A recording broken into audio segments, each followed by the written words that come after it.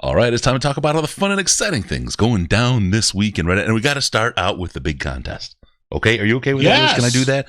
Absolutely. Sweet deal here. Thank you again to Sandman who put this together. Riz can't go. He's in trouble because he's making too many trips to the east side of the state. And one of these times the family thinks he's going for a pack of cigarettes and not going to show back up. That's a true story. Yeah. So we've got Sandman. We've got myself. We even tried to peel Case out of North Dakota, but he's trapped on a colder than Mars day. So he can't make it. But don't worry. We got, let's see, there's me, Sandman, and you. That means 9 other of our closest friends all hanging out in a suite with food, soft drinks, the whole thing. It's a huge thing. Great way to see the Cowboys game, which I guess is the biggest game at Ford Field this year for the Lions. Biggest ticket sales, the whole thing. So who's the winner?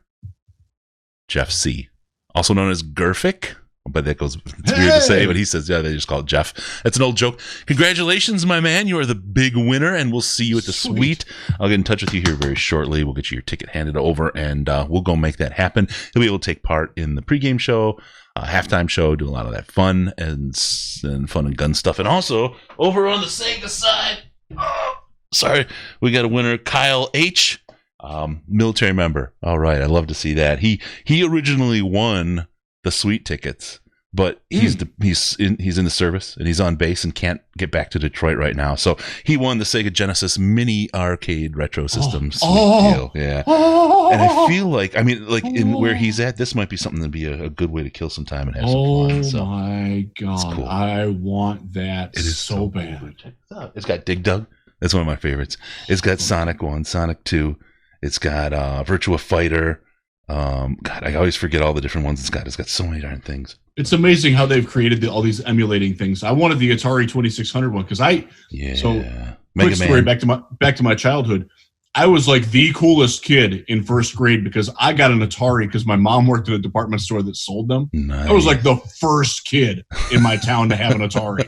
So I hated all kinds of people that were like, "Hey, can we go over to Jeff's house?" I never got an Atari. I wound up my friend had one. I loved it. I begged my parents forever, and it was just like pound sand boy. We did eventually get a ColecoVision, which is really, really cool in its own place, but it was like had a short span to be able to be used. But that didn't have a very long prime. Yeah. No. Street Fighter, Road Rash. You got Earthworm Jim, Castlevania, all kinds of great stuff. All kinds of Tetris, all kinds of awesome stuff. So congratulations, Kyle. Congratulations, Jeff. Thank you guys for being Patreon supporters and everybody that support us. Thank you. Awesome. We'll keep coming with the giveaways as we can get them. I also have to thank Peter von Panda for the Sega thing. He donated that as a that's gift awesome. to do as a giveaway. YouTube.com, Peter von Panda. He's a huge supporter of the show. Great friend and all around funny dude for real. Check him out. Check out his YouTube channel. Give him a subscription. He's last time I looked, he cracked like 80,000. I think he's closer down to 90,000 subscribers. He's got a good deal going on over there. I'll drink to that. All right. So let's talk about football. I know it's a football podcast, but we had to get through that part with our big winners. And we kind of wanted to avoid talking about this. Future Hall of Famer Jeff Driscoll led this team, led, whatever, same thing, against the Bears this week. It was a real surprise on Sunday morning that this was the case. I literally woke up at like 11:50 to texts from Sandman and I forget who else, and then the Slack chat had lit up my phone like crazy. I'm like, what in the hell happened while I was hungover and asleep? Jeff, was it Sunday morning when you found out too, like everybody? It is. So I do the Sunday morning radio show on ESPN 96.1 in Grand Rapids. That had to be exciting. if you're ever in Grand Rapids, come out to Slows in the downtown market. We broadcast from there. The brunch is awesome. But so Jim Costa and I host the show. Big Jim. About 9 o'clock in the morning, we were running notes back on each other because we send ourselves notes on what we want to talk about. And that's Jim from the Big Drew and Jim show out there, right? It is. Yeah, yes. Okay. Just want to give him credit for it. I called him Big Jim. I know he's not Big Jim, but no, he is not. I'm actually bigger than Drew now, which is kind of crazy, but that's my own cross to bear. Boot to work. Yeah. So I leave home about 9 o'clock, and as I'm getting in the car to go, is when the news breaks that he is officially going to be out. So I'm on the phone with him as I'm driving there, and we're talking about it. And scrap the show plan because we were going to go really, really hard on Mark D'Antonio and Michigan State. And we're like, oh, nope. Now we got something to talk about. Yeah, it's crazy. We knew that he was injured, and if you go back and watch it, and I'm sure most people who would be listening to this have the interest in doing it, go back to the Raiders game and watch where Stafford got sacked the one time where he kind of got twisted, right? Because it is a torque twisting. It's not a impact one. It's a twisting. That's how you break. That's how you break your transverse processes, which is apparently what he did. It's what he did last year. We don't know yet for sure if it's these same ones or if it's different ones. From what I gather, it's kind of hard to break the same ones again. So it's probably different ones. Wow. That's interesting that you can't break the same ones again. And maybe it's because they stay broken. Well, no, it's actually, and so little Jeff update here. I injured my foot and heel about actually a little over a month ago. I went back to my orthopedist this week for a follow-up, and we wound up talking about this quite a bit. He said that when you break those bones, and I'll use my finger as an example because I've broken this finger 4 times. Okay, YouTubers, this is your chance to shine. Yes. So this finger has been broken, and the bone has fused back together such that I can't really bend it up here. I mean, that actually kind of hurts. Right. But it's also much more stable. It will be it's like impossible for me to break that finger again because there's so much bone scar tissue in there. Right. That's what happens in your back. And if you break it again, it's like really like he wouldn't have gotten up. Right. Wow. Is the long and the short of it. So that was my orthopedist. That's Dr. my Bruce only Stewart, deformity, by the way. Great dude. Thanks, Bruce. That's my only. I have one other deformity, but I can't show it because it's a family show. Hey. Elephantitis. So yeah, terrible, just terrible. I don't know where these people come up with this stuff. So no, that sounds like a pretty rough deal. So I'll just go a little bit more on this. And again, we do not know where Stafford's injury is. He said the lower in your back it is, the worse it is. Now we do know that last year it was the 3 vertebrae that are directly above your coccyx. Oh, you had to use that, didn't you? You couldn't just say tailbone. Okay, I gotcha. Your coccyx. So I think the injury this year is, again, I'm just guessing here, is probably a little bit higher up. Sure. That's why he's going to have the recovery that he does, which is 2, 3, 4, maybe 6 weeks. Yeah. So Football Doc said maybe expect him back by Thanksgiving, but you heard. Well, again, my orthopedist here said that he would advise, and then again, he doesn't know what Stafford has. Keep that in mind. Right. He would advise him to take that break and the long break after that, and then come back, because you'll get a full month off of practices that way, and come back and then reevaluate. Go hard in practice that week as if you're going to play, and that's sort of the time frame. And Pro Football Doc has talked about that, and somebody else, I think it was. What's her name on ESPN? She did. Stefania Bell talked about it too, about how it's probably 2 weeks of no practice at all. And then you go and you see how much pain tolerance he has, how much torque he can put in his back, how much twisting he can do, how much running he can do. Does he get any weakness in his legs? Does he get any weakness in his hips? Does he get hip dysplasia out of it, which is a common side occurrence of it? That. Right. And so if he passes those, then he could probably play, and he probably could theoretically play on Thanksgiving, or the week after that.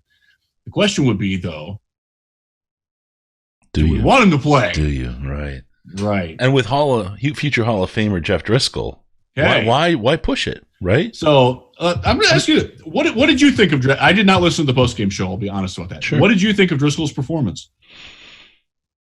It wasn't as bad as I thought it would be. How about I'll start there? Right. I can't say he did great. But he got 269 yards, a touchdown, and an interception, I believe. I'm working straight from memory, right? That's pretty good for a guy who found out that day that he was going to play. I feel like he was no superstar. He's not my starter, but the house wasn't on fire. I mean, we were within a touchdown at the end. You take that interception away, and we very likely could have won that game. Let me lay this statistic on you. I got this because I'm doing a little bit of research on it. I'm going to feel like an idiot. I know it. Riz loves to set me up for these things. No, you're not going to look like an idiot. Jeff Driscoll was pressured on 36.4% 94% of his dropbacks. I don't know the exact numbers, but that probably works out to a third. 6 out of 14. Yeah. A little bit higher than that. 6 out of 15, maybe. Mm-hmm. I know that. No, I'm shitty at math. Forget it. 5 out of 15. In close and late situations, that is fourth quarter and games that are decided by less than 2 scores. So he was under a lot of pressure. Yep. I thought he did okay. And I thought he was the Jeff Driscoll that I saw from Louisiana Tech, and not the guy at Florida who was supposed to be Tebow and couldn't be that. Right. I saw the guy who I watched last year in Cincinnati get starts, who is not good at hitting timing routes, but can make things happen outside the pocket, can run, can throw on the move. Yep. He was the leading rusher. He had 37 yards rushing. He was the leading rusher on the day.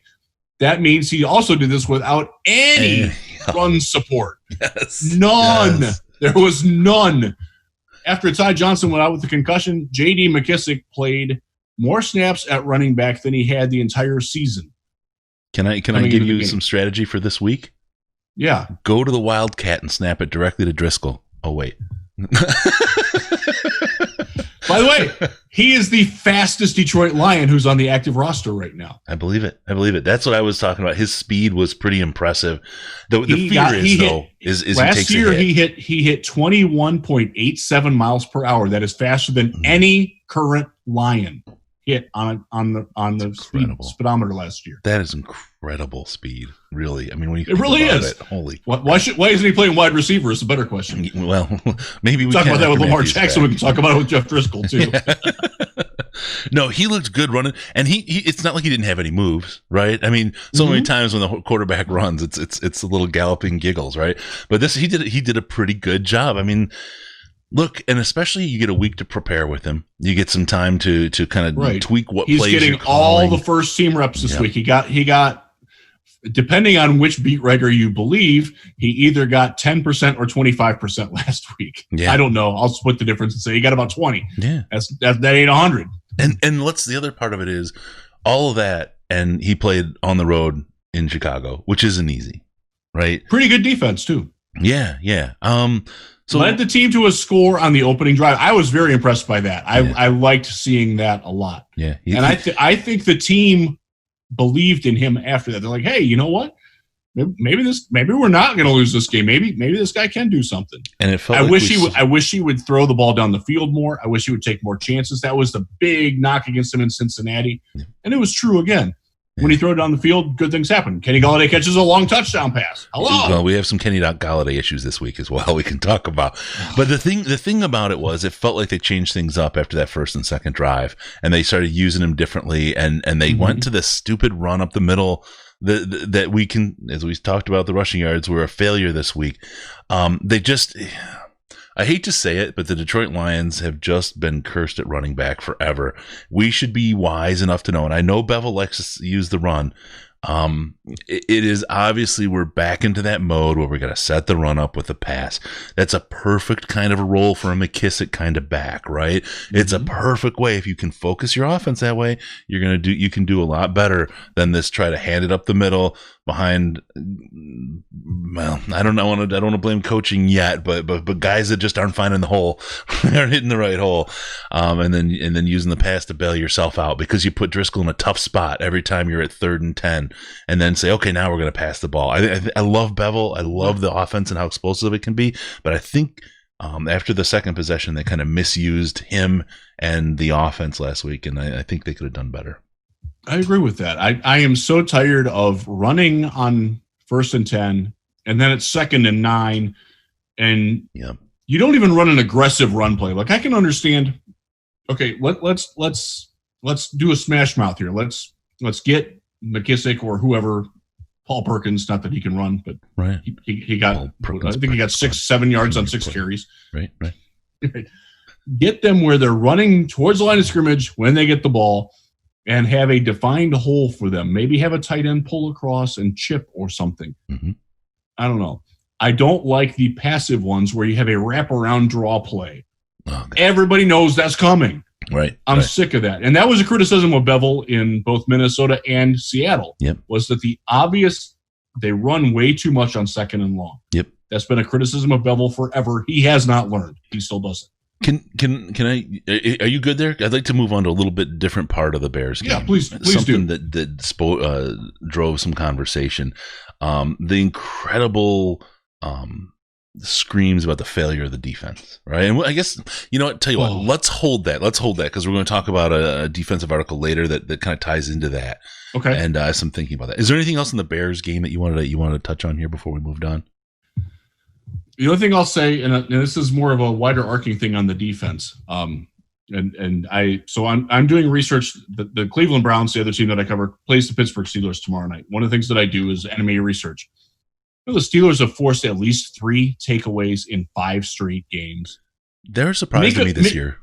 Micah Fitzpatrick has 5 takeaways in the last 3 weeks and has scored 2 touchdowns. You know how many takeaways the Lions have in the last month? 1. They've gone away. They picked off Aaron Rodgers. Yep. That's their only takeaway in the last 4 games. Yep. You want to lose football games? That's how you lose. You want to win 4 games in a row like the Steelers have? That's how you win. I don't know what happened to the punch. Someone took her Hawaiian punch. It's gone. By the way, so I'll go back to the other thing that I was looking at. Justin Coleman, where's that?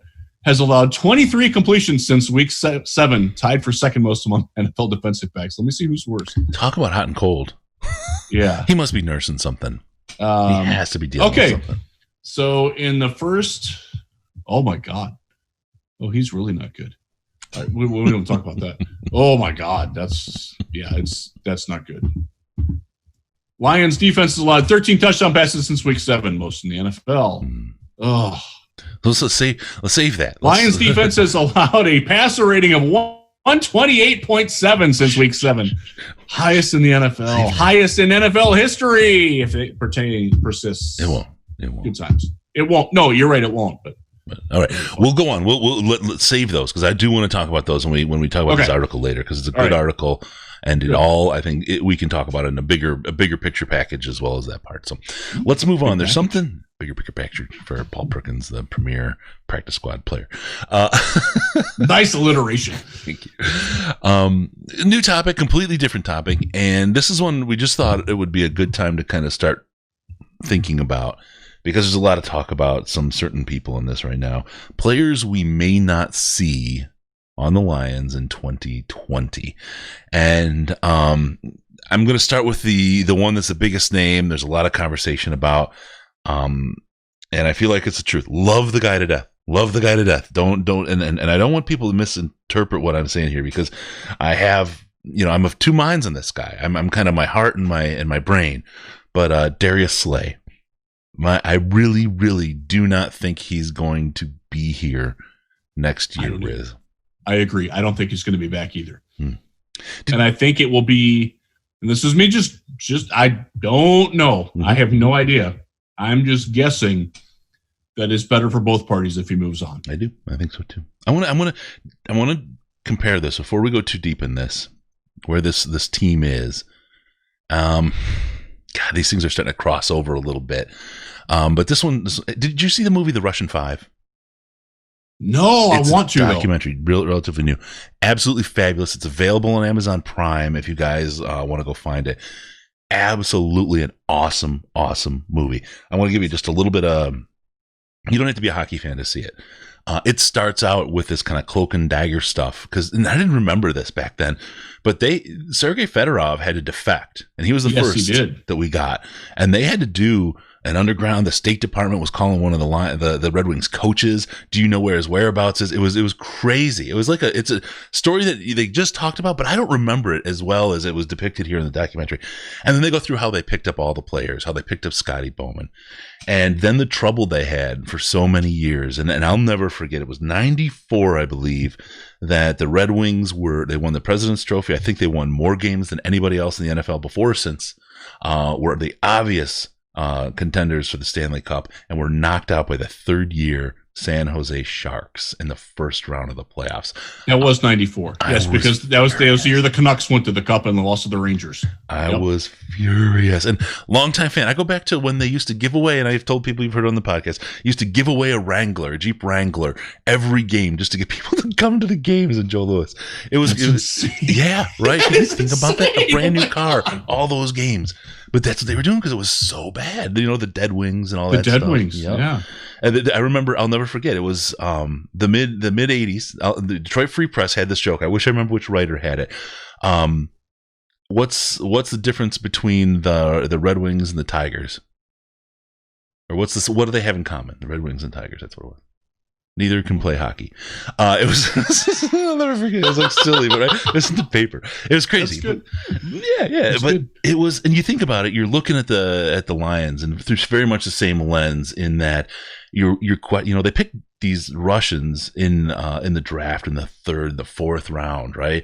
And I think it was the fourth round the first year when they got Sergei, and no one was picking Russians because the Iron Curtain was still there, and it was like there was a big worry about that. Yeah, wasted pick. You're not even going to ever see the talent, and for sure they didn't see it that year, right? It took time to make all these things happen. But the Wings were the first one, and then they took all the criticism from the Europeans and the Canadians. This is my game. I worked my whole life. What are you bringing these Russians over here? Right? It was crazy. And Jimmy Devellano saying it. I mean, I could do an impersonation, but I'm not going to. He's great throughout. He tells more stories during this than anybody else. But all the guys, Darren McCarty, all of them are in there. And then they bring in Scotty Bowman. Well, Scotty Bowman's a winner. Everybody's on board. Everyone's on the hype train. Like the beginning of this year, everybody's ready. We got the coach. We got the quarterback. We got Stevie Y. We got the Russians. Right? We're going to do this. And then disappointment, and then disappointment, and then disappointment all these years. And you had something that was really good, but they just couldn't seal the deal. They couldn't finish it off, and they were just, nobody believed in Devellano and Ken Holland, who post salary cap, you probably shouldn't believe him, but so on, all these things, and they were like, this is done, but they had the team, and they had a system, and they put a system in place. And if you know Scotty Bowman, left wing lock, baby. Yep. He was a guy that the press absolutely hated. Right? Yes, he didn't talk. They did not like his press conferences. He doesn't say it. He was one word answer all the time. And I saw that. I was flying home from San Fran when I watched the documentary, and then I watched again because it was so good. And in prep for this, I just look and see so many parallels there. Right. And you see it's similar. People are like, what the hell are you doing, Belichick, in New England? Right. And right now I can see a lot of what the hell are you doing, Quinn and Patricia. And I'm now tying this all the way back to the Slay thing and not seeing him this year. When they picked up Igor Larionov, okay, it was Larionov or Fetisov. I think it was Larionov. They gave away Ray Shepard, who was a 50-goal scorer multiple times. That was Larionov. Yeah. That was Larionov. Ray Shepard, 50 goal, and they're like, "What? This old guy, an old Russian, much less, and you're giving away 50." Remember, back then, Russians were perceived as being soft and non-competitive. They were like, "Oh, we're just here to make your money and take your women." Yeah, and they were successful at both. Anyway, although Burry sure was. Sergei did a pretty good job. Yeah, he did. But it was really interesting, and the parallels, right? But to let a guy like that go, and this is where I go back to kind of the Diggs thing and the Slay thing. They're not really a fit necessarily. It could be a personality thing. It could be a play style. Slay will not submit to the system. When I talked before about could Aaron Rodgers have done what Tom Brady did, the absolute answer is no, because his ego is too much in the way. It's absolutely, he never could have submitted to the system the way he needed to in order for that dynasty to last 20 years, right? That's fair. Yeah. You look, but he's a fabulous quarterback, but the ego wouldn't let him win, and there's nobody even close to the quality of the New England Patriots and their wins for 20 years. And right there's this second Absolutely. Is way down the list compared to where they've been. You look at that and what it takes to submit to the system. They had to get rid of a lot of good players in the wings to truly implement the system and get to the point where they needed to. I'm going to tell you, I'm willing to buy into that right now with this Lions team because I'm absolutely sick of the carousel of coaches and general managers and people that have done nothing but given us the same thing for year after year after year after year. I'm willing to see this thing through and give it another year, maybe even two if it takes two. But if we have to let Darius Slay go, as much as I love this guy, and I think they will, I absolutely think they will this offseason, he's a mercenary. He's not going to submit to the system, and they're absolutely going to want somebody who is. So at this point, of all the players, it's a long story, and I apologize for that, Riz. No, it's fine. Of all the players we're not going to see in 2020, I think that's him, and I think that's why. I agree with your take. He is not a guy who is going to sublimate his own ego for the good of the team. And also, the other side of it is you're still selling high. He's going to be 29 years old, 28, I think. Yep. Got another year of the contract. But it's manageable for teams that have some desire to go get it. He will certainly agree to a contract extension. Yep. He's made that very clear. Yep. It's very clear that Detroit is not going to give him that money.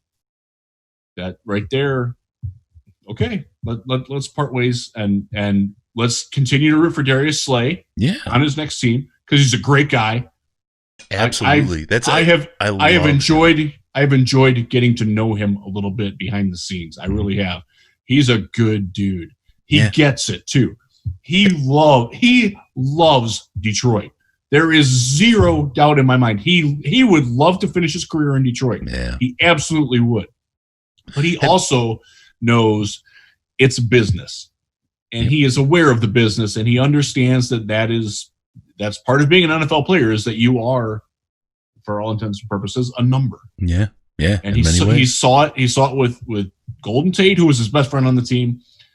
Saw it with Quandre Diggs, who was his best friend on the team. Yeah. Have you ever recommended a friend for a job and then they really embarrassed you? Like a good friend, right? That you get along, and you're like, that's what I feel like. And he wouldn't embarrass me, right? But that's what I feel like with Darius Slay. He's that guy that's your best friend, like that you could hang out with and do anything with and have a great time. But at the job, there's a certain kind of kind of attitude or whatever that's demanded there. And you've bought into it, you're doing it, and you think bringing your friend in, he's cool, he's gonna be, and then he can't. Right. And then you're like, oh, God, that's what I feel like with him. I love the guy to death. I love how he plays. I love his personality. I just don't think he's a fit. And I hope people get that, right? That it's not anything about a dislike of him at all. No, we love the guy. We both are in agreement, though, that he will not be a Detroit Lion in 2020. Mm-hmm. And I don't really think that's a very controversial take, to be honest with you. I think a lot of fans feel that way. I think they know it in their heart. Yeah. Right, or in their mind, but in their heart, they don't want it to be true. Right. Let me throw another name onto that hopper. That's what I was looking for. What do you got? I don't think Marvin Jones is going to be back next year. Oh, I wish Case was here to start crying. Okay, this is a big one. Okay, now we've got him on contract for another year. Now again, yes, we do. Again, Marvin is a great guy. Yeah, great. He has put a lot of deep roots into Detroit. Mm-hmm. He has embraced the community, and the community has embraced Marvin back. He's got, he loves being in Motown for the part of his singing thing. He loves being in Detroit. Let me ask you something here on this. Go ahead. Okay. Finish up, and I'm going to ask you a question about this. He is getting to the age where he probably shouldn't be the number 2 receiver anymore. And right now, he's 1A in Detroit. Yeah. Wow. He's got 1 year left on his contract. They're not going to extend him. The Patriot way is you do not pay old receivers unless they're truly an element. Like Randy Moss, right? Well, and Randy was a little bit different because he came there late. Mm-hmm, mm-hmm. Marvin's been here a long time. Marvin is really good at what he does, but he also has a skill set that is replaceable by other people. And they're going to find a younger, cheaper guy who can do 90 to 95% of what Marvin does, and probably find him in the 2nd or 3rd round because that. Keep in mind that's where Marvin was a 5th round pick out of Cal. Yeah, no, dude, this is crazy to me. Okay, because I know.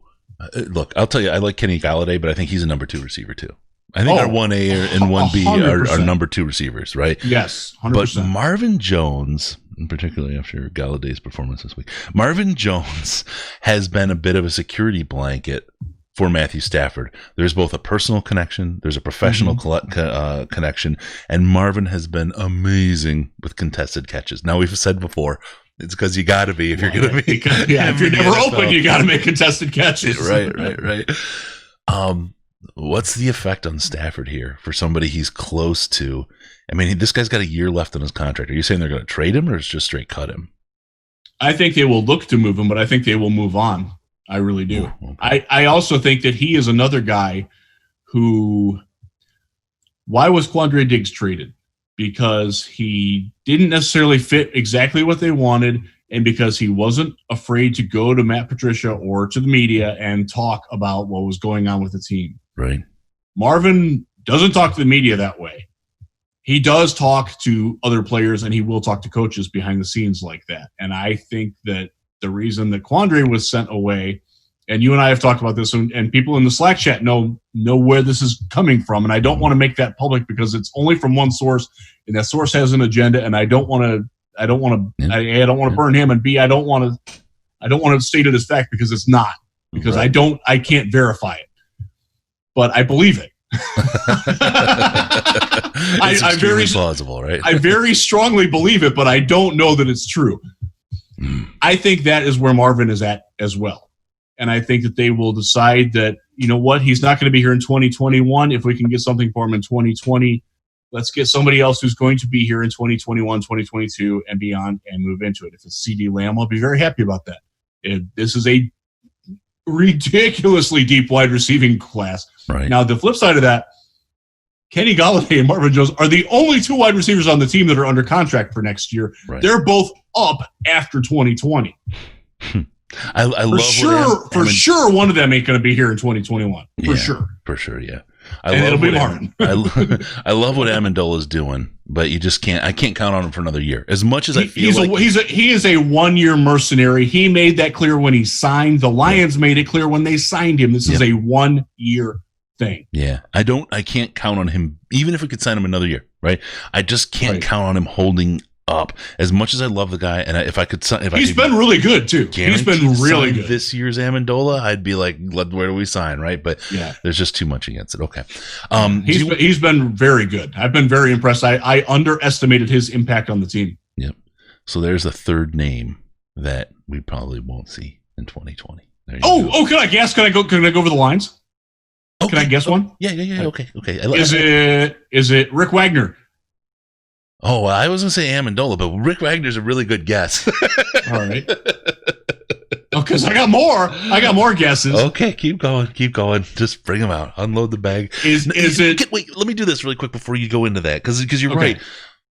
Here's the problem, right? We're a team with a lot of needs right now. Oh, yeah.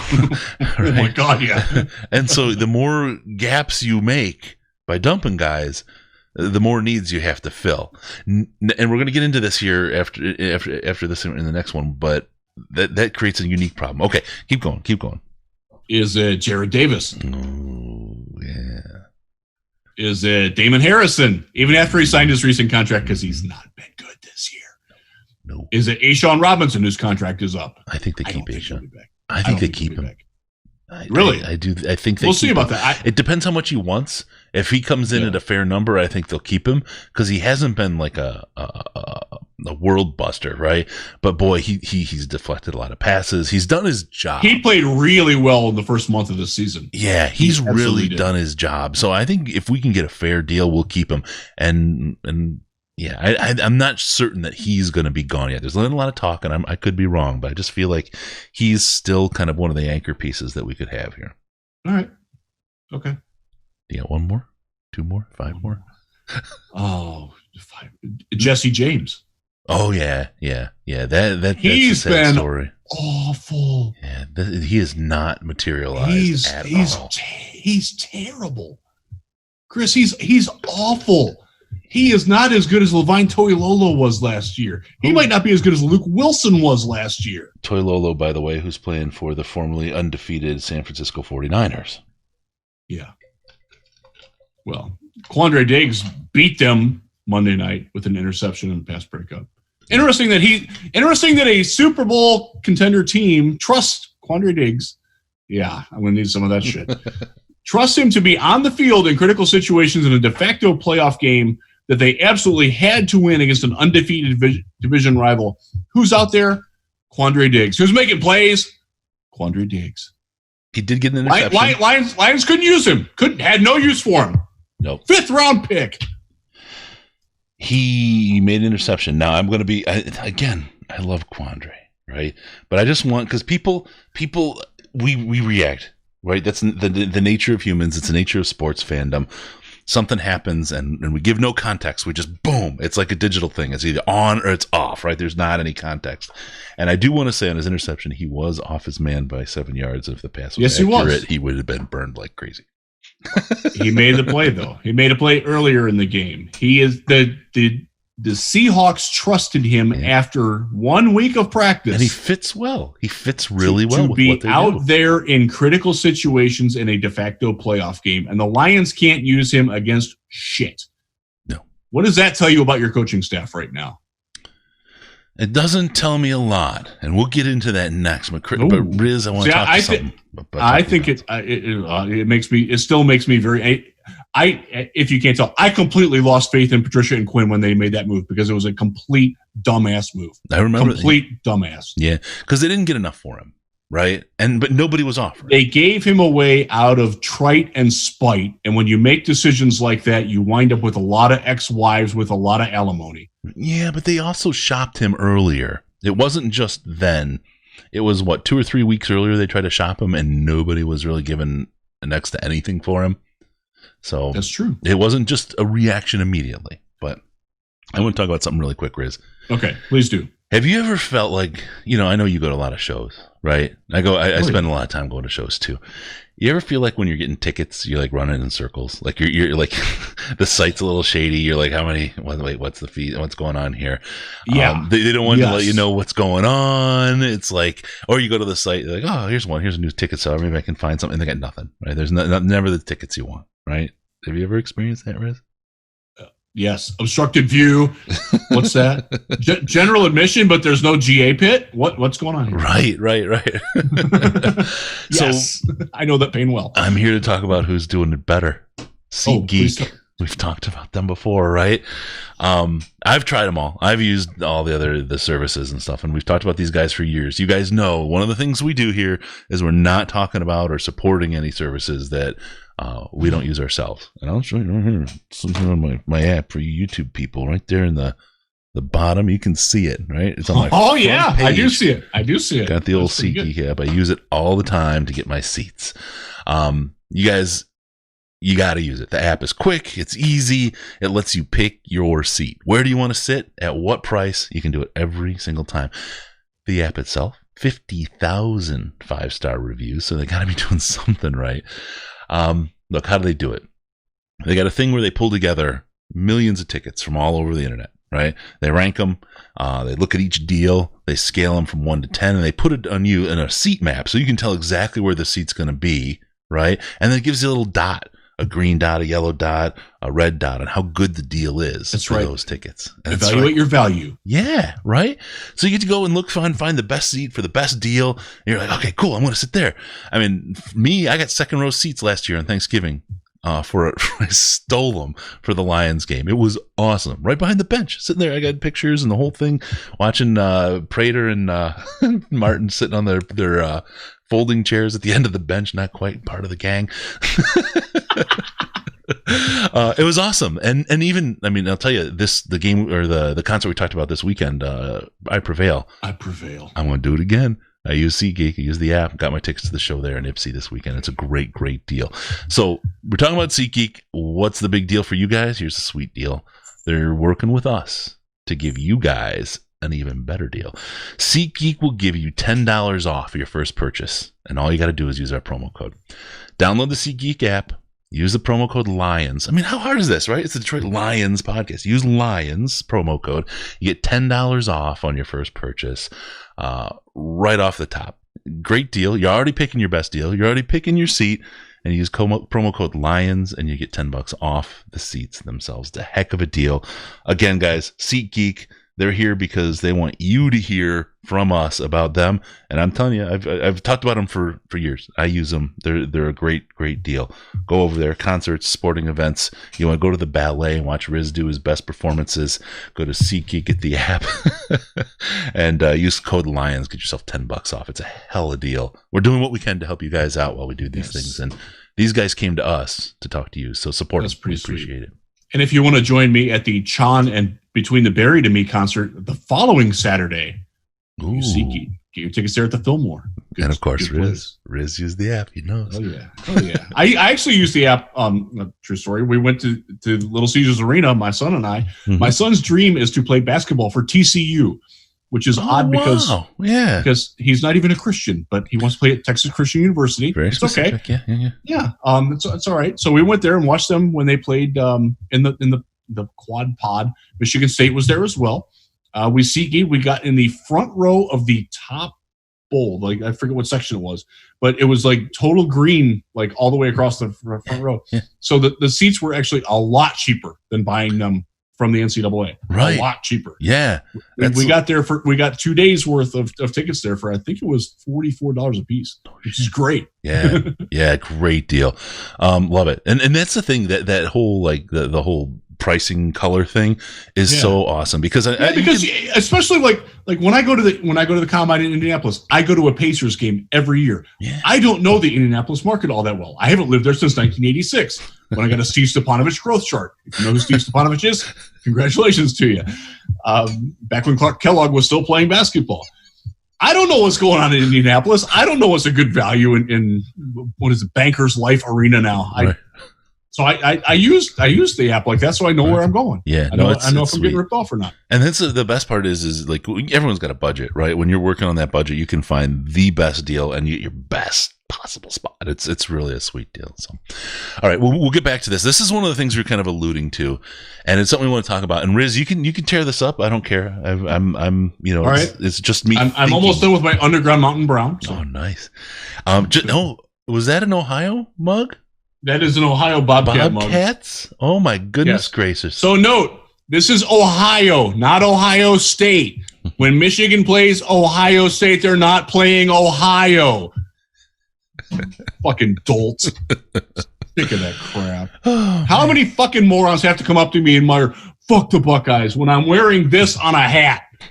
I don't like. Does that look like a Buckeye to you? It doesn't. No, it looks like a cat. Is it scarlet and gray? No, it's green and white. Do you confuse Michigan and Michigan State? No, you don't. Don't confuse Ohio and Ohio State. You look like a fucking dumbass. I'm going to tell you about that. Okay. I'm glad this doesn't bother Chris. It bothers me. I'm glad that you're good with this. You've really grown. All right. We want to talk about what the plan is in Detroit. What the heck is Quinn? What the heck is Patricia? What in the world is going on around here? I'm losing a little faith, Chris. I know a lot of people are. Do you remember just a few weeks ago ahead of the Green Bay game, the Bob the Builder graphic that Do you remember the movement on the subreddit to make Matt Patricia the coach of the year? It was huge. People from everywhere. It was 4 weeks ago. 4. And now they're standing out there with gas cans and Molotov cocktails, right? It's like, guys, get a freaking grip, people. Let's do this. Okay, so find some balance. There's a yin, there's a yang. Right. It's not digital. It's not on and off. There can be gray areas. Okay, so let's talk about it. I feel like we need to bring some people in, reel them in, especially after this game. What is the plan in Detroit? And I want to start by looking forward. One of the things that Detroit has is the most cap space, as things stand today, for the next 2 years. More than anybody. Mm-hmm. More than anybody in the NFC North. There may be other teams in the NFL. But anybody in our division, nobody's even close. And the Vikings are in a they're in a lot of trouble. Yep. They're going to lose players crazy like. And if they want to pay Kirk Cousins again, mm-hmm. which I assume they do because he's been fantastic over the last 6 weeks. Yep. They're going to pay him like double Stafford money. He's going to get $38-40 million a year. Yeah. Oh, for sure. So both those teams. I mean, the Minnesota is going to have to disassemble everything they've got. This is their year. This is their year. If they don't do it this year, it's going to be ugly for them for a bit. So the Detroit Lions have gone from absolute cap hell with Calvin Johnson. Remember his contract when Bob Quinn was fired. When Bob Quinn took over, our cap was the building was on fire. It was terrible, and now we're in this position where we have more than anybody. That's good. Number 2.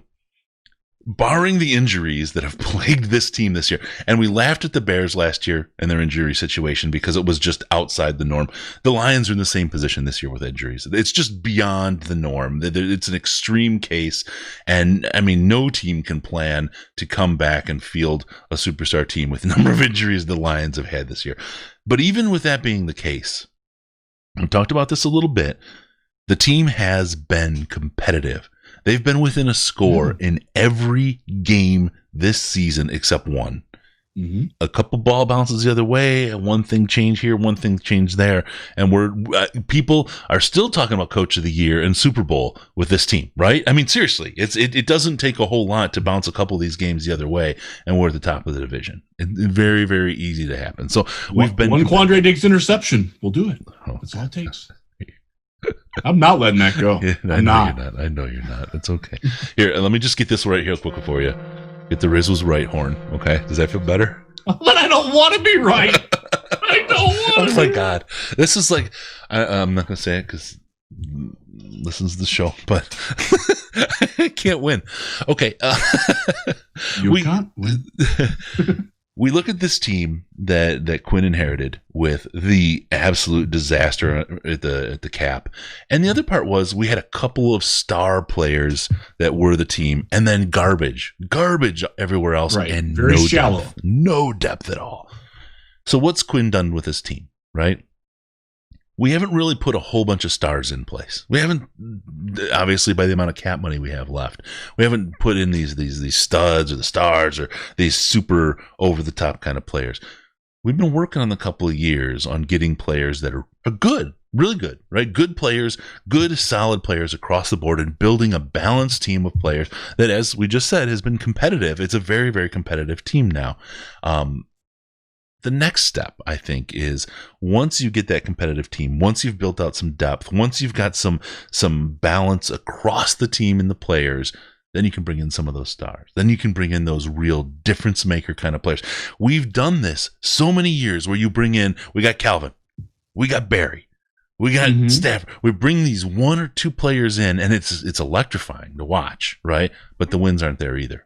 They're just not there. Now, I talk about it as the next piece of the plan is as we start solidifying the pieces, and there's still some pieces that we need to really kind of get this team where it is. They bring those studs in. The question is, can they? Can they bring them in? And will they be available in free agency? How will that work? And who will they be?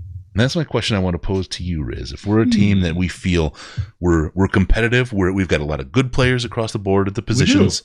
We absolutely do. And just a couple of 3 or 4 free agents that are superstars could put us over the top, right? Who do we get? Who are the guys? As I said the other day, and I put it in my real GM 10 cents column, the Lions are way too good to be bad. And that's a bit of a curse. Now so to go to the Patriots, they brought in guys like Corey Dillon. They brought in guys like Randy Moss. Yep. That made that kind of a difference. Who is that for us? Well, we got to get another wide receiver. Yeah, absolutely. We need a number one wide receiver. We need that. And is that going to come in free agency? Is that going to come in the draft? I don't know. I'm not crazy about using a first round pick on a wide receiver. No. That's just me.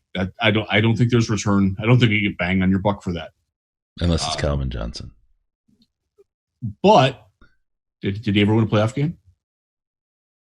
No, he wasn't here back then. I had to think about it. He did not. It's not that old. No, he's not. But guys like Julio Jones was a critical piece to lead the Falcons to a Super Bowl where they blew a 28-3 lead. That never gets old either. It does in Atlanta. Yeah, it really does. But AJ Green, phenomenal talent of a wide receiver, who will be available, by the way.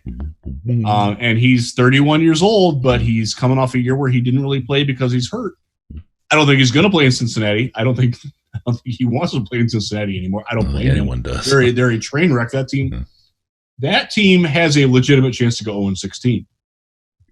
He's going to jump off that ship. Everyone's trying to be as cool as Detroit, right? I know. It's just a race to be. You know how hard it is to go 0-16?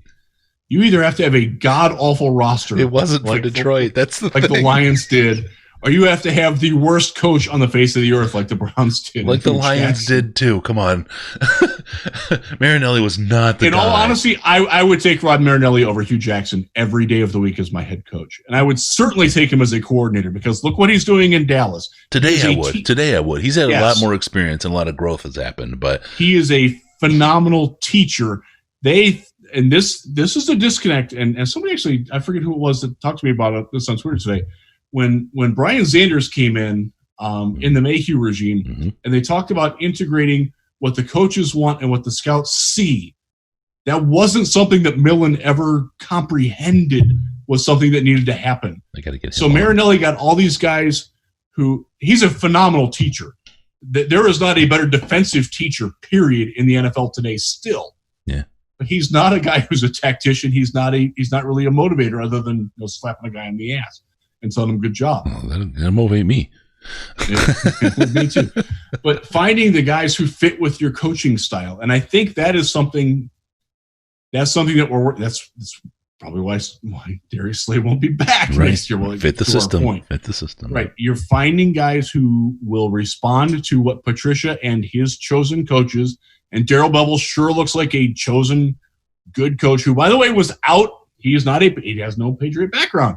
This is a guy that Matt Patricia respected from afar. Yep. As like, I think you can help me. I wish he'd do that with the defense. I wish he would fire Paul Pasqualoni today and send the message that what is happening isn't going to, but he's not going to do that because Pasqualoni is his mentor. I think Pasqualoni's gone this year. I think after this year he's gone, and he's at the age where I think he can go away and it won't be dramatic. Yeah, I think the problem is though, right? Because we know Patricia's defense is a good defense, but and maybe it's a problem, maybe it's not. But where do you go with it now? Do you take a guy with a new defense and a different style than Patricia, where he trusts him and believes him? I don't. Or do you think that Patricia's going to take the guy that's a Patricia guy? Because it's two different sets of problems. Right. We know the Patricia defense is good. We've seen it work. We've seen it bring championships to New England. The problem, and I'm gonna allude to it with the Marinelli thing and the history of the Lions with kind of firing people as quick as we have in the coaching ranks in recent history, is you talk about bringing in those guys that the scouts see versus the coaches want. They're implementing. Every one of these coaches is implementing a system. And you fire them too fast, you got half the guys that believe in the system and the other half guys that haven't gone yet, and you haven't gotten what you needed, and then you bring somebody else in with a different system, and you go back into it, and you get this hodgepodge of players that really don't fit any system and can't perform. Then you're Cleveland. Exactly. And that's why I feel like right now is the time to just go all in and implement a system that we've seen work, that has a history of proven performance somewhere else. That's sorry. I keep going back. So you are in on Patricia and Quinn getting another year. I want to. I think one and possibly two. I am too. By the way, for the record, I am as well. Yeah, yes. I think one and possibly two. I want to see the system. I could be wrong. I could absolutely be wrong. But I'm so tired of half-assing this stuff and being disappointed over and over by not completing the job. I would rather them prove me wrong than wondering if I was wrong. Thank you. That's a great one. You must be a writer. Something like that. One of my hats that I wear. All right. Did you have anything else you wanted to fold out in the Detroit plan? I mean, am I crazy here with this? Is this like insane, or does it seem like it feels like what we're doing? We've seen mistakes along the way. I get it, but you're going to have that. I mean, and the Patriots have had mistakes along the way. They had guys that didn't work. They did. Yeah. They look at the first round picks that they've had of late. They're terrible. Yeah. No, you're right. They still win though. Yep. But because they get so many guys who do hit, so many guys who believe, and they do get the ring horse, the veterans who are like, okay, you know what? I want to go where I can. I want my one last shot before I go. Yeah. Just want one. Yeah. You know? And the other thing that they do, they get rid of guys who don't fit, and they don't make it dramatic. They did that with Josh Gordon. Josh Gordon is a great example, and he just performed well for Seattle, right? He looked good. He did look good for Seattle. Yeah. He's a guy that is very difficult to trust. Yeah. And I'll first off, I'll go off on a little tangent here. Yeah. There's a lot of people who think that Josh Gordon was vilified because he smoked marijuana. This is a guy who admitted he dealt cocaine as a 7th grader. He admitted he was drinking the purple drank throughout high school, did not play a game sober, not on pot, but on amphetamines, on all kinds of drugs, not marijuana, his entire career. Is that not normal? That is not normal. Okay, sorry, I'm just trying to level set. There's too many people who are like, "Oh, he's just a pothead." No, he has admitted he has done a shitload more. He's a train wreck, right? Yes, and the fact that he's skeptic, to keep it together. I am personally, I am rooting very hard for Josh Gordon, but I am very glad that he's not on a team that I care about. Yeah, it's funny. Nick Fairley. I want to see it work. I really, truly want to see it work for him. But I'm glad that I don't have a vested interest in it. Nick Fairley was a guy that I really, really was. I wanted him to do well. There was other issues besides just football. I thought he had gotten to a spot where it was good, and then he wound up getting leaving. He had the heart problem. Yeah. I just wanted the best for him. He seemed like a really good guy down under it all with a couple things. He seemed like a giant kid who was finally starting to grow up a little bit, and then battling those demons out, right? Yeah. And then the other guy who I really liked was Tyron Walker. Had a second resurgence in Detroit. I was really, really rooting for him. And I will never, ever forgive Seattle and Pete frickin' Carroll. I hate him. I won't go as far as to say he should die in a grease fire, but he should have some kind of horrible accident where he has to suffer an inability to perform his job anymore, because it was his team that did that, and it was deliberate, and it was obviously deliberate. You could hear the bones snap on the gameplay. And Tyron, I mean, he handled that with such a professional. Right, he's a good human being. Off. He was another guy. I really, really liked him and rooted for him. And when he went over to the Saints, I wanted him to do well. But sorry, okay, yeah. All right, a couple guys. All right, so we'll move on from there. We talked a little bit about Matthew Stafford, about him going to be back. That was kind of scheduled next. I don't know if we have anything else about. You know what, Monsieur? I don't think they will sit him. Is the way I'll approach that. Mm-hmm. I think if he is healthy to play, they will play him. I do not think they will sit him because they think the season is lost. And I'll tell you why, because there is a Bill Parcells quote, and you better believe that Matt Patricia believes it. You do not build a winning culture by losing. Yeah. That's as simple as that. They will not sit him unless it's medically necessary. That's interesting. The idea of putting him on the field when he's ready to play, even though it kind of goes back to that game. It was the Cleveland game where he dislocated his shoulder, right? And I always get Cleveland and Cincinnati messed up for some reason. He shrugged. Yeah. Can't move it. He can't move. We're still kicking your ass. Yeah. The inspiration that comes from a leader like that, and that idea that you don't create a winning culture by losing. Exactly the Parcells quote. That's great pull there, Riz. That's exactly why he should play. If he gets hurt, 100 million people will go south and complain about it. There's one thing you had mentioned about the Patriots culture and kicking people out. The one thing, though, that I will say, even with all their wins, there's still people that bitch about the Patriots coaching staff and Parcells and how they do things. They've got 167 different rings. They're always in contention, and there's still the same fans that are complaining, little whiners. So it'll never go away, no matter how good you are. What was the last Boston team that didn't win a title? Detroit's the only team to have the three major sports have a championship at the same time. It was in like 1935. 1935. Yeah. Yep. So we got something. And now the Lions are the second best team in town. Yeah. Proud to be a Detroiter, baby.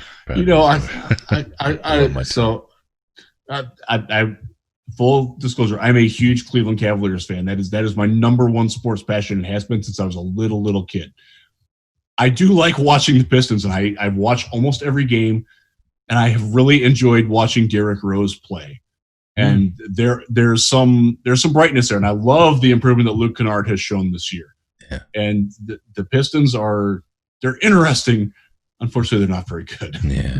I ended the Bad Boys, and then into the 90s. I was good into hoops. It's changed enough that I'm not as inspired by hoops anymore. I watch NBA every night. That's what my family watches. We are a basketball family. My kids both play basketball at a pretty darn high level, and we're going to keep that up. And that's what we do together. We watch basketball. I'm a hockey guy. I'm into it. I wish I had more time to watch the games. I used to be a huge hockey. The 1990s and early 2000s. I was all about hockey. That was my number 2 sport easily. Yeah. Actually, I will say this: I followed hockey a lot more than I followed the NFL in the 90s. Some of that is the fact that I lived I lived in Cleveland so I went to college from 90 to 96, and I wasn't really ever home. And I went to college in southeastern Ohio. It's almost in West Virginia. There's not really a team around, but closer to Pittsburgh and Cincinnati than it is to Cleveland. When I got out was 96. The Browns were gone when I moved back to Cleveland. Oh. So then when they came back Labor Day weekend of 1999. That is when my family moved to Richmond, Virginia. My wife and I packed up and we moved to Virginia. We moved to Redskins country. Ooh. And the Redskins that was like when they were buying Albert Hainsworth and Deion Sanders and Bruce Smith. Better and than all the washed up names. And it's just like, why? What's the point? I couldn't ever watch the Lions because I didn't have cable to eat. It wasn't available. Right. And that's one failure the NFL's continued with, but go ahead. Yeah. So, I don't know a lot of that late 90s and very early 2000s. That's a black hole for the NFL for me. And a lot of that it was filled by hockey. Yeah. No, hockey's a great thing. Love me some hockey. I just love the grit. I love the fact that the guys go out, play their ass off. It's all for the team. And you walk in, you get a couple stitches in your forehead, and you're back out and playing. There's a little bit of toughness. There's a lot of toughness there, right? There's no hangnail 3 weeks out like in baseball. There's the flopping thing. They've been pretty good about that. There's a lot of subjectivity that goes on in basketball that confuses and frustrates me. That's fair. I'm a data. I'm a computer, right? Mentally. And James Harden taking his 4-step drop back. Yeah. I just feel like hockey gives that to me. My son's looking at me. He's a huge Rockets fan. He's like, "Shut up, Dad." Good stuff. All right. So the one thing I will allude to with the Red Wings, and kind of back to what we were talking about before, I will never ever forget when they finally won that Stanley Cup. After all those losses, it was my first year. We were just married that fall. Went through the whole season, just massive fans. And there's a sense, and I'm waiting for this. That was 98. Right? Or was it earlier than that? Maybe it was earlier than that. Okay. Was it 96? Something like that. No, that was the Avalanche won in 96. Must have been 97. 97, yeah. Yep. 97. And we've been watching all season. That season, and it was a sweep, right? But watching that, having that last game, it was a little back and forth early. They got it. I cannot wait. It was so exciting and so elating to finally, after 43, 44 years, whatever it was, some elongated amount of time, and being a fan, like I said, when they're giving away Wranglers every game, to get to that point, you see people talk about how would you be if the Lions won. A lot of guys, I would just probably break down in tears, right? If finally have a release, right? Whatever. And I feel like that too, right? But the Red Wings Cup win, that one that happened, was like, I just was like, I grabbed a cigar, and I hadn't planned it. I just had one, because I've always liked them a little bit. And we were in an apartment, and I opened up the door wall. We could see the TV there, and lit the cigar, and I just sat out there, and I could hear people honking right all over the place, and just the all around the neighborhood, and just this massive cheer, and watching on TV and watch the cup presentation, the players, and the whole thing, and it was just like this weight had been lifted, and I didn't break down. I just was like, wow. There's a relaxation just flow. It was incredible. It was incredible. Yeah, I know that bliss. I got that when Kyrie hit the jumper. Yeah. I fell to the floor, and I was crying. I was bawling. my wife was like, "What the hell's wrong with you?" I'm like, "They're gonna win a title." Oh my God, that's one of the greatest moments of my life. I pray that will happen for the Lions, because I really don't know what I'll do. And that's what Lions fans have. I don't know how to react to that, because it will be so much more special because of that, because of all the suffering, because I was a little kid who had a Billy Sims jersey, and I wanted to be Chris Spielman.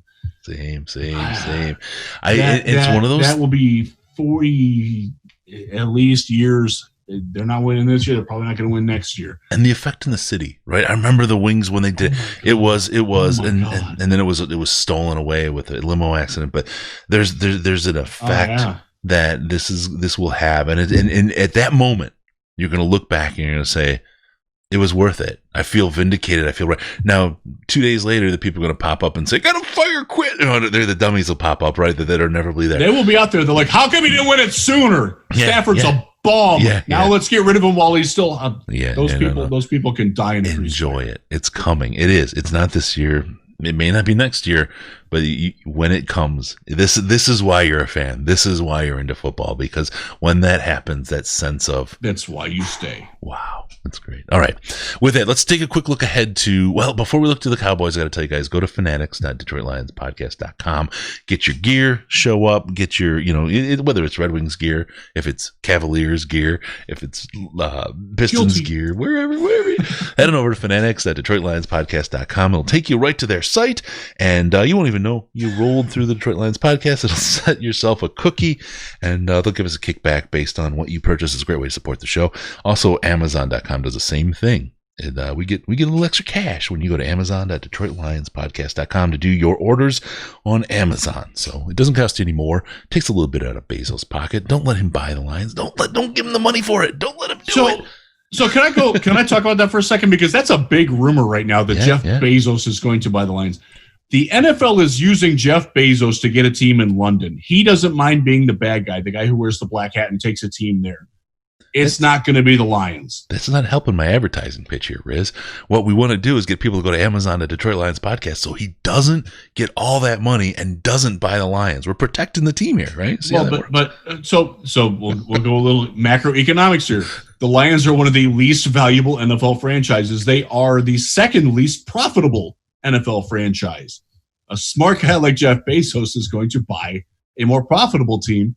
Miami Dolphins is an example, who have stadium issues, who have ownership issues, who have fan loyalty issues. When they're in the playoffs, they only fill 80% of their stadium. Yes, but there is the concept to buy low, sell high, right? There is. Yeah. That's not a very American concept these days. No. All right, so there you go. All right, I want to get into this. This is something you may be familiar with this site. It's something Lions Weird. I don't know. Anyway, it has a headline. We now have one defensive lineman that has not or is not dealing with an injury this year. It was posted in the Reddit by Burning Watermelon, and this guy, again, I'm going to try to read his name here. I didn't write it. Erich Schleit? Is that it? Is it Erich Schleit? I'm not sure. How do you say his name? Can you read that? That would be Eric Schlitt. Oh, I never would have got that. My cohort and partner in crime at Lions Wire. Yes, guy does Lions Breakdown podcast as well. Does a good job on that. He does do a good job with that. He's like it's like the yin to our yang, right? It's like a good system. Yeah, they do a very different thing with that, and I appreciate that. It's excellent. It's excellent work. At some point, I will get into Eric's basement and record that. Ooh, be careful. You don't necessarily know what's down there. Well, I'm not going there until his pool's back open again and it's cold out right now. I'm just saying none of his guests have been heard from again after he's had him on the show. So you just look at it like that. Yeah. So, I mean, Kevin Strong went on the IR this week.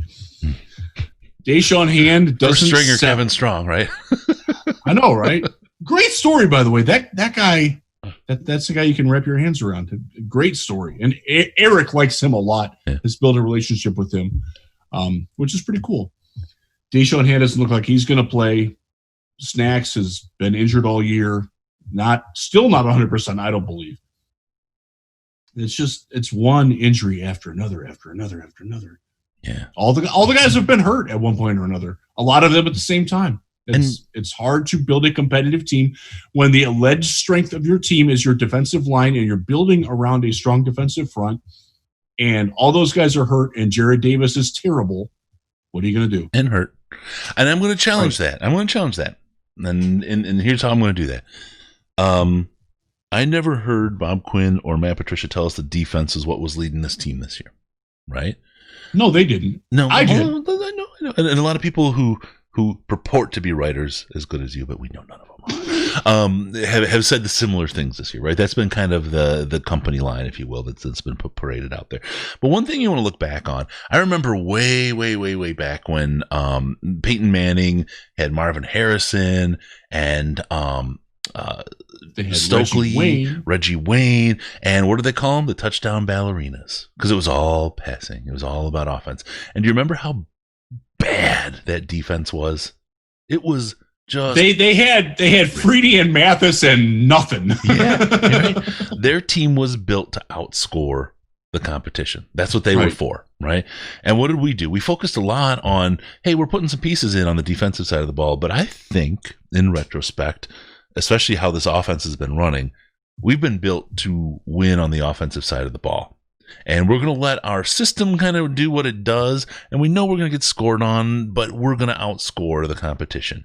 And I think defensive injury and offensive injury, really, I mean, if you look at the line, half the offense isn't on the field. Half of the first stringers aren't on the field on offense, right? We haven't been able to outscore. You go back again, and I'll keep making this comparison. You go back and look, they have been within a score in every game but one. The offense has almost gotten in there. I know people say, oh, you can't throw it on Matthew Stafford's back. No, I'm not doing that. I'm telling you, though, I think the team this year, the expectation was that the offense was what was going to carry this team, and the defense was going to clamp down as the year went on, and the injuries have not allowed that to happen. So it's a little different than the normal narrative, but I really feel like this, this defense sucks. Injury, and it wasn't going to be the high point of this team. I think that's where the team is really at.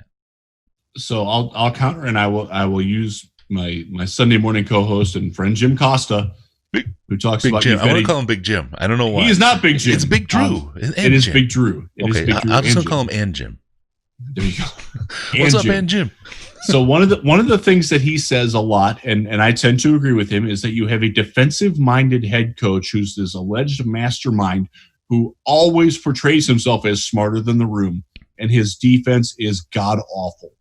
And they're passive, and they don't make anything happen positive in a game. They have one takeaway in the last 4 weeks. I don't know how you can justify, because what you said is not wrong, but what he's saying is not wrong either. Right. They can both be right. Yeah. Right. And that is very difficult for most fans, and even for me, to reconcile. What do you do with that? How do you process that? Is one going to get better than the other at some point? Is one side of that scale going to win at some point? And I don't know. Not this year. I don't know. I don't think it's going to happen this year. No, it's not going to happen this year. But here's what happens. And this is something the Patriots have done, but the Colts were a great example. When they finally won the Super Bowl, they were a defensive team. That first win was with a defensive team. They had that one great year out of Mike Brown. Remember that? Yep. And it was interesting, right?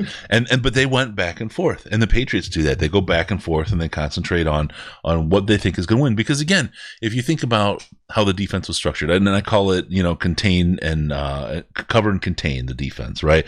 You got your Patrick Mahomes, you got your Aaron Rodgers, you got Mitchell Trubisky, you got all these highly mobile quarterbacks we're playing this year.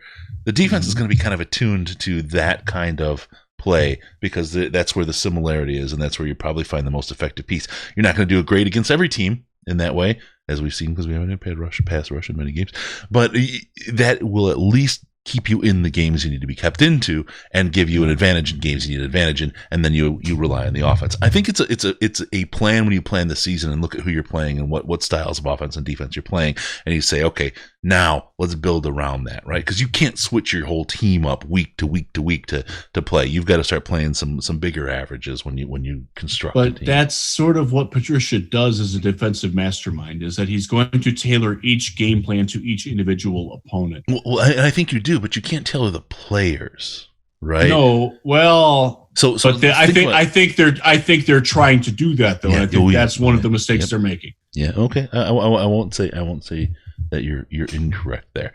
And God, I'd love to call you wrong. Dang it! All right, here you go. You get one more. just because you do. But so I think that's the way the team is. I think it will change from year to year. The defensive problem is the defensive problem. But here's where, and Jim, I think the answer is where the problem is Jared Davis. As much as I've wanted to stand behind the guy this year and looked at maybe the role he was playing as an excuse for why certain things have happened, it really has been standing out. If you take it back, you take a step back, and you look at it in its totality, he has just not been very good this year. And I feel like he is this linchpin as to why the rest of the defense isn't working at its optimum level. as I put in the 10 cent this week, and I don't normally write about the Lions, but they were newsworthy this week because of Matthew Stafford's injury and some other things. He is a read and react guy who can't read.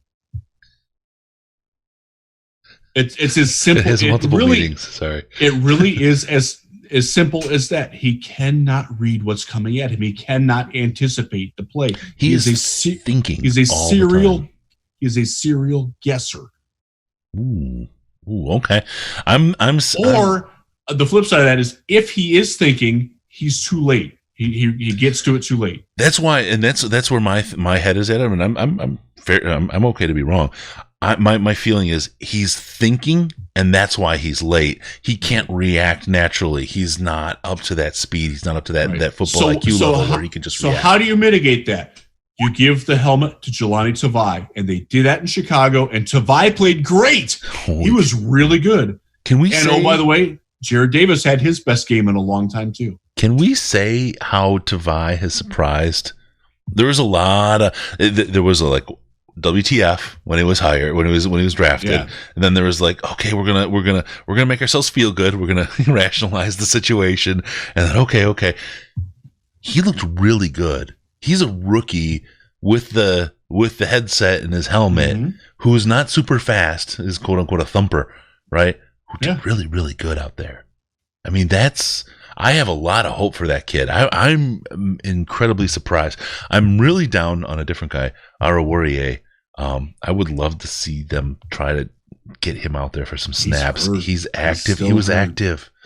I just want to see him out there and get some snaps, especially now as we get later in the year, and it may not be mathematical yet, but I've done the math. When they're let's see, they're going to lose this week.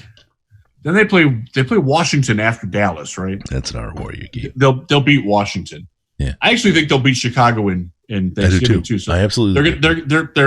There's a fairly good chance they're going to win 2 of the next 3 games. And then everybody's going to be like, oh, my God, Patricia's back, baby. We're in this race. We can win out. And don't be that guy. How many, really quick, how many wins does that give them on the year if they win 2 of the next 3? That would be 5. And how many did you predict? I picked 5. There we go. Okay. But you get the Buccaneers and the Broncos still, right? So there is hope. And so they could preseason, the preseason, I did pick them to lose to Tampa. And I will stand by that because I think they don't have an answer for Mike Evans at all. Mike Evans is having a year like Mike Evans hasn't had. This is the year you expected out of him for forever, right? And he's finally stepping up to the year that he was. And by the way, Ronald Johnson, a guy that I took a lot of crap for liking in the draft, he's looking really good. And who else will kill him is O.J. Johnson. Oh yeah. O.J. Howard. O.J. Howard. Yeah. O.J. Howard. Yeah. He will destroy this Jameis Winston, remember, said he's playing on the same team as him because Jameis makes some weird turnovers, man. My guy is going to be gone real soon. I'm telling you. I'm surprised Arian didn't tank them this year to get himself a nice quarterback. Jameis is not a winner. Jameis is not a winner. He's not a guy that you can win with. No. I would not say that about Matthew Stafford. I put him in the level with Trubisky, with Marcus Mariota from that same draft class. You can't look at how good Tennessee is with Ryan Tannehill, who's not nearly as good. He's like Andy Dalton. He's not nearly as good as Stafford, but he's got a team. How bad is Mariota? The problem is, my biggest problem, and here's back to the conversation we had earlier, is with Tannehill showing up and doing well, Vrabel's going to survive. And I wanted Tennessee to freak out, overreact, get rid of Vrabel, and bring him in to do our defense. God, Mike Vrabel was my guy that I wanted. I will never forget. From the very beginning, from a year before they fired Caldwell, I'm like, I want Mike Vrabel. I predicted he would be the next coach. I really thought that would happen. Yeah, you were on the Vrabel train a year and a half before. I hate his mustache. Had something. Yeah. I hate the mustache. I love the coach though, and he's a very similar coach. He's of the Belichick tree, but he's spent enough time with Andy Reid that he's got a little bit of a different lilt to him. Interesting, yeah. And I think that's working for him pretty well. I feel like Vrabel as a defensive coordinator is and I know he's not going to be now because after that last win, there's just no way he's going without an absolute tank for the rest of the year. I feel like him as a defensive coordinator would put our team Our defense, we got Bevel. I feel like that's one of the things that would push us over the top. I think with him in 2 years, we win a playoff game easily. So one of the things with Vrabel is he is not the rocket scientist, and I'm not using that term derisively at Matt Patricia here. Right. But he has that ability to connect and emotionally inspire players that Patricia does not have. And that has clearly made a difference with that. And that's what Patricia needs. He and we go to the yin and yang again. He needs a little bit of yin to that yang because he does what he does really well. He's really good at it. Yes, he does. But players need somebody else on the other side that they can go to because you have both kinds of players in the world. They need the Vrabel. They need Chris Kasurik, the defensive line coach. They need that. That guy is not on the roster. Bo Davis he's a little like that, the defensive line coach. They don't have the screamer. They don't have the. I really like that Chris fire Kasurik is so clean in his language. I mean, clean living, right? And what we got with him. He's hilarious. He puts me to shame. He puts me to shame, and that's. I've never seen anybody go through a tin of Kodiak faster than Chris Kasurik. All right, hey Riz, I could talk to you forever, man. You know how it is. I know we've been going for a while. I want to let you go and enjoy your family and have a good night. Yeah, my daughter just got home from volleyball practice after basketball practice, so you just been nice. Yeah. All right, we'll close this out. Thank you, Riz. Again, you're the bomb, man. Thank you, your family, for giving us your time. Remember, we got a pregame, postgame, and halftime show this week from the suite and Ford Field with the Lions against the Cowboys. It'll be live. We'll be streaming the whole thing, and good chance I will call into the postgame show this week since the Browns play Thursday night. I have Sunday afternoon relatively free. Dun, dun, dun. All right, check it out. We'll have the live feed this week the whole time. It's going to be a great job. So with that, we're going to tell you that this week's show is over. Remember, we need your involvement. Use the comments and subreddit. Give us your feedback. We'd love that. Also, don't forget about us on Patreon, patreon.com/Detroit Lions Podcast, patreon.com/Detroit Lions Podcast. Your donations are much loved and appreciated. And we take care of you folks as best we can. Oh, God, the cat toy. As best we can with giveaways, information, and other stuff. So get in there and join the Slack chat and all the other fun. Also, check us out on Facebook, facebook.com/The Detroit Lions Podcast, Instagram, Detroit Lions Podcast, all one word. How could you miss it? And on the Twitter machine at DET Lions Podcast. DET Lions Podcast, the very, very best place to see the Riz. With no pants. Ouch. Give us a call via Skype, Detroit Lions Podcast, all one word, or on the Lions line, 929-33-LIONS, 929-335-4667. And also be sure to go to Detroit Lions Podcast and subscribe to the podcast so we can show up in your ear holes automatically. Thank you for tuning in. Oh, that was AMSR.